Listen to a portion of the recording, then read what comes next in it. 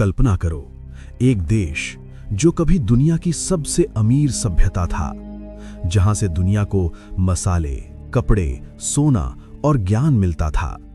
लेकिन फिर कुछ विदेशी व्यापारी जहाजों में आए। उन्होंने कहा, हम सिर्फ व्यापार करने आए हैं। लेकिन कुछ ही सालों में वही व्यापारी बन गए भारत के मालिक और करोड़ों लोगों की किस्मत बदल गई।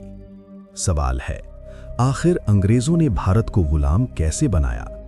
क्या यह सिर्फ ताकत की लड़ाई थी या फिर चालाकी और साजिश का खेल? आज की इस कहानी में हम जानेंगे भारत की उस सच्चाई को जिसने पूरे देश को 200 साल तक गुलामी में ढकेल दिया। 1700 के आसपास भारत दुनिया के सबसे अमीर देशों में से एक था।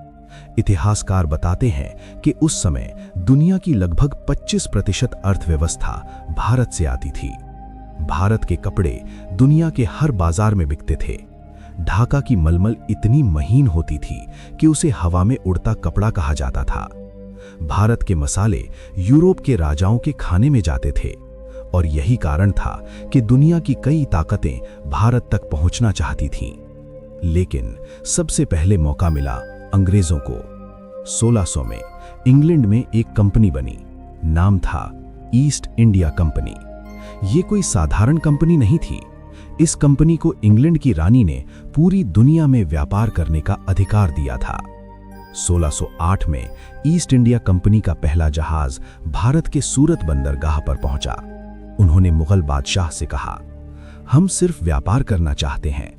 मुगल साम्राज्य उस समय बहुत शक्तिशाली था, इसलिए अंग्रेज सीधे लड़ाई नहीं कर सकते थे।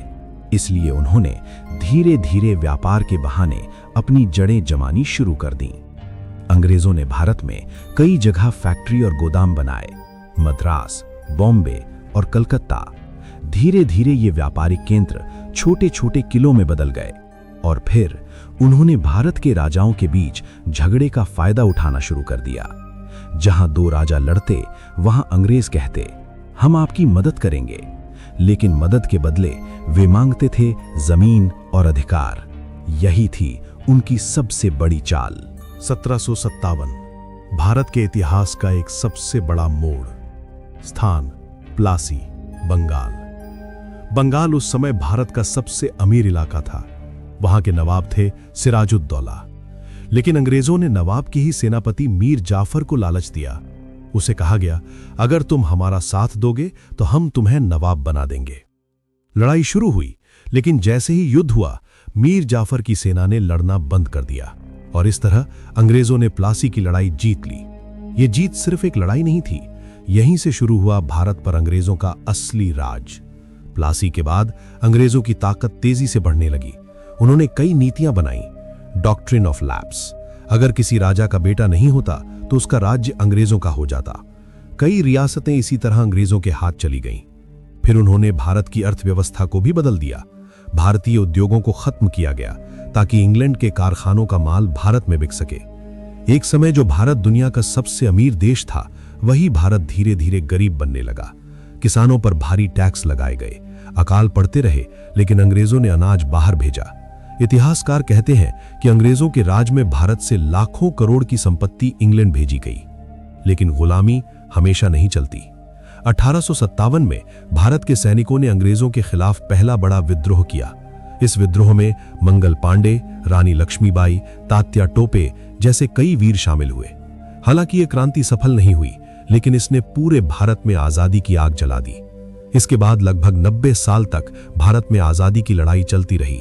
लाखों लोगों ने कुर्बानी दी और आखिरकार 15 अगस्त 1947 भारत आजाद हुआ। लेकिन इतिहास का यह सवाल आज भी खड़ा है कि अगर उस समय भारत के राजा आपस में न लड़ते, अगर विश्वासघात न होता, तो क्या भारत कभी गुलाम बनता? शायद नहीं। अगर आपको यह कहानी अच्छी लगी तो वीडियो को लाइक करें और चैनल को सब्सक्राइब करें, क्योंकि इतिहास की ऐसी अनसुनी सच्चाइयां हम आगे भी लाते रहेंगे।